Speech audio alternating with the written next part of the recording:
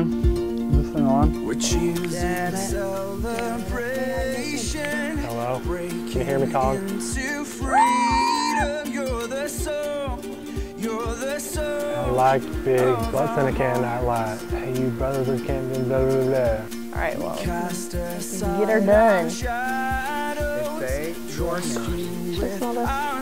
Do apple seed come? Ah, I'm brand. Start over. Funny B-roll. Hello. I don't know. I know the first question, and that's it. So the others will be on the fly. So. Future Jacob, I don't have much time, but you need to know. I think your dress clothes are in the Great Shepherd. If you're wearing them now, then great, I found them, or you found them. I also don't really know the first question, so I didn't put a lot of planning into this. From me as past Jacob to you, future, but to yourself, present Jacob. Enjoy your time. Remember this video. My name is Kyle Martin Keneally, son of Christopher Martin Keneally. My name is Blake Nitz. Sarah Diane Cook. Nathan Luke Dion. My name is Paul David Humphreys, and this is my 4th summer on staff. And this is summer number 3 for me.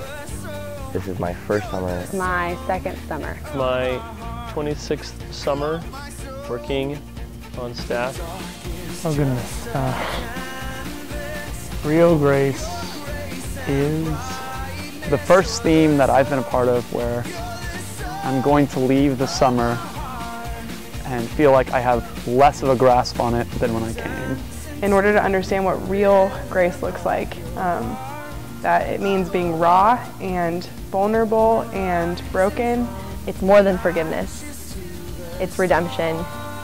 It's sacrifice. It's kind of this hope and this chance to be better than we were the day before. Grace is not just like rain, but is like a raging river, is a flood that comes and just sweeps you off your feet.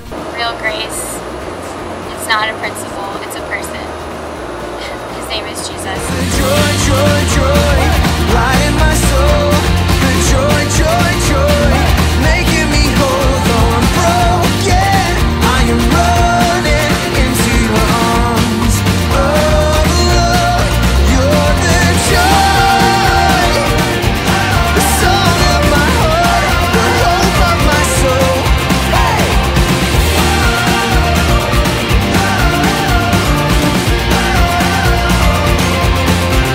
In the shadows, in the sorrows, in the desert, when the pain hits, you are constant, ever present. You're the song of my heart. Oh, in the shadows, in the sorrows, in the desert, when the pain hits, you are constant, ever present. You're the song of my heart. You're the joy, joy, joy, light in my soul. The joy, joy, joy, making me whole. Though I'm broken, I am running into your arms of love, into your arms.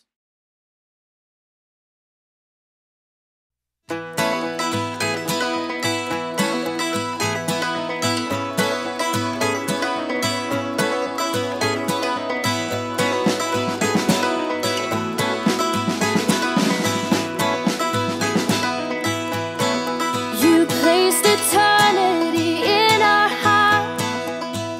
We were yours from the very start. All we've known has been torn apart, and now we have forever. One of my first Bible studies this summer that I led was with the Babies for Day Camp. And I asked them if they could have any superpower, what they would have. I was on slab time, Gregory Coy, needed to use the restroom, surprise. I got some super weird answers. One of my girls decided that she wanted to have super speed, and of course they wanted to fly. He's in there for a while because he cannot stop pooping. But one girl said that she wanted to be able to shoot birds out of her hands. Gregory comes out and he looks at me, he's really serious, and he says, Sam, my butt exploded. And so for the rest of the day, we walked around shooting birds out of our hands. And then he proceeds to make multiple poop jokes, such as, I think my butt is broken, there's a crack in it. This is a crappy day. And it was hilarious.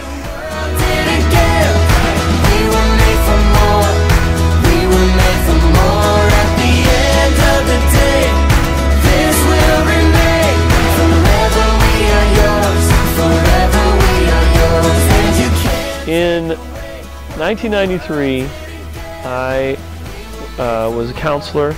Carly came up to me and he said, "You're going to have a special camper next week, a kid named Carl. Carl's 11 and he's got Down syndrome." We play games at the beginning of Challenge Course, and one of my favorite games to do is called Ministry of Silly Walks. All it is cross my box, and I encourage kids to be silly. The first night, one of my policies was I never said, "Hey, here you're showering at this time, you're showering at this time." My policy was in the cabin, whoever's naked and in the shower, that's the person who gets the shower, whoever's there first. I have a little ditty I like to tell the kids beforehand about how very close people really don't care what they do around one another, because they love and accept each other for who they are. So I give some examples like singing in the shower, just being stupid, being silly. And then my last example is usually, in fact, you're comfortable enough around them that you can fart. So I said that, turned around to the cabinet and opened it up, and I started doing stuff in the cabinet. And the room got silent. And on one particular occasion this summer, when I was giving that speech, right at that juncture, one boy used his gluteus maximus to exhale so violently. I turned around, and there, standing in the middle of the cabin, is Carl. And he's naked. I bet everybody immediately, felt the tremor in the hangar. Completely naked, just looking at me.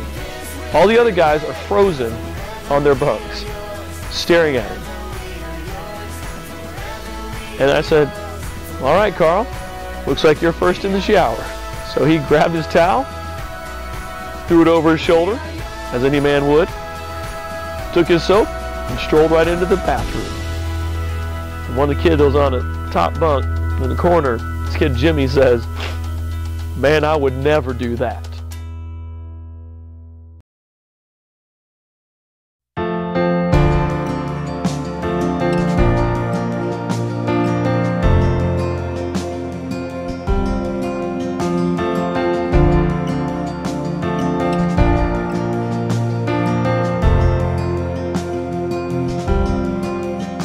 One of the best counselors out here at camp is a girl named Victoria Spindler. A couple days before campers came, I found out that I had high risks of getting breast cancer later in my life. And I was really questioning God of why would I be created in a way that made me high risk. It is truly phenomenal the way that God has made her. Even though that she is in some ways trapped by her body, that God has given her a soul that gives off so much light. I was blessed with the opportunity of hanging out with Victoria. And it was Thursday, our last day together, and she bent down, picked me a flower, a white flower, and was like, "Here, Kristen, this is for you." Didn't think much of it, except I want to keep this flower and put it in a place where I will see it often. So I opened my Bible to Isaiah 58:11, where is the verse I used for Reason to Sing message, and put it in there and said, "I'm going to press this flower." I know that every person that comes into contact with Victoria walks away changed, because there's a way that she sees things and the joy that she carries in life that is contagious. Without realizing that Reason to Sing was a skit about how flowers, they represent God's grace in the skit, and that it was just a cool realization later on, realizing that God was giving me His grace even though I was angry at Him. And just to be around her and be able to take care of her has been phenomenal, and see the way that she affects the people who are supposedly taking care of her. Throughout the rest of the summer, campers have been giving me flowers, and I've been pressing them in there, and now I have a whole Bible full of flowers that show me God's real grace for me. One thing that I love about camp is that it's a place where sometimes a lot of hard stuff comes out. People are free to just talk about their sin here, but also to really receive grace here in a real way. And that is especially true for JJ. 2 weeks ago, we had girls' night with the JS, and I had been asking the girls to give me an example of a woman of God in their life. The other day, I was having a conversation with him after he was hitting another camper, and we were sitting and talking about why he had done it and what a better option would have been to pursue instead. And JJ said to me, well, sometimes my heart just makes me do it. And then later the next week, Hannah Fawcett pulled me aside, and she like pulled me away from Roundup and said she wanted to talk about something. And he said, well, sometimes I just think that I need a new heart. And I kind of paused for a second because I started thinking about how I've been praying for a new heart all year long. She was like, so you know, the other night when we had girls' night, you asked us to tell you who is kind of the most definite woman of God that they know. And she looked me in the eye and she said, you're that person for me. And I just forget sometimes.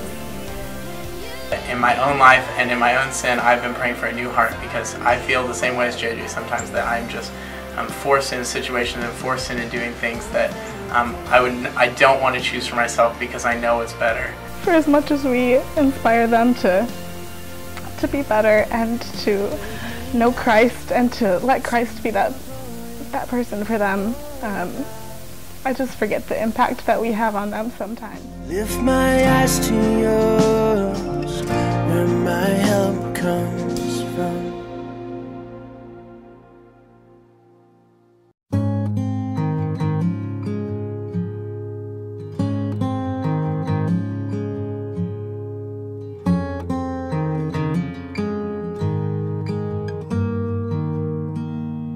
Love is not proud.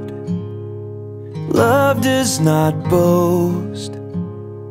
Love, after all, matters the most. Love does not run. Love does not hide. Love does not keep locked inside. The first drive in here in the summer is always huge. Like, I specifically remember blasting Ren Collective and so pumped to just get to the end and wanting this road to be shorter. But at the end of the summer, like, not wanting this road to end. I don't want to leave. I just think that this community is so special. Just realizing that the journey is over. That like we will not have this journey together again. Is it my last summer? Probably.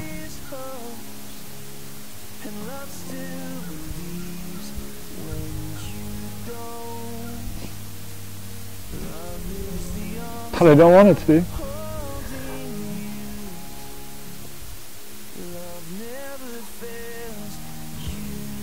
I don't want it to be. It is really scary to think about leaving every time, but especially this summer, just because this is my home, and I don't know what it looks like to leave home this time. I will never be like adequate. I will never feel adequate enough to have been blessed with what I've been blessed with here. I think when I leave, first thing I'm going to be thinking when I leave Camp Lone Star Road is, you know what? I'm going to mess up again. August sucks because I feel like I'm leaving a piece of heaven here, and I feel like I'm leaving a family, but at the same time going out like almost into battle and into a war of what Jesus has called us to do. And I'll fall short. I'll hurt somebody, somebody will hurt me. There'll be pain and sorrow. But you know what? I'll be okay.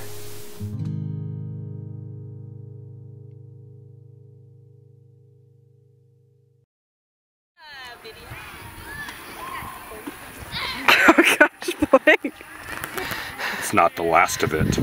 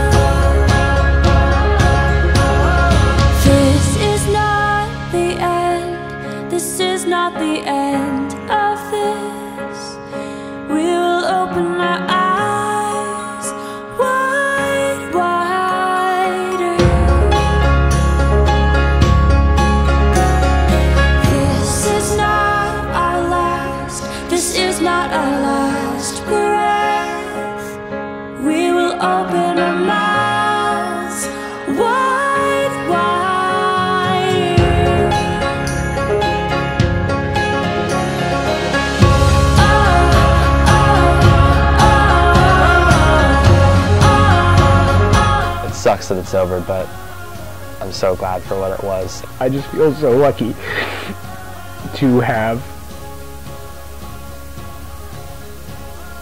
spent just a fraction of my life in this place and with these people. I just have to remind myself when I leave that I have the same God here and I have the same God out there, and He's going to take care of me no matter where I go. He's the same here as He is home. Jesus is not just in this place, but He's out in the actual world too. Our God here doesn't stay here either. The same God who works in me and works in this place here is the same God who's with me outside of this place. Jesus Christ is not confined to the gates of Camp Lone Star, even though it feels like that sometimes. This is not the end. Our God is bigger than this place. I'll be fighting and living my life outside this place, but always looking forward until May. Maybe that's not good, but I'm being honest, so. This is not the end. This is not the end.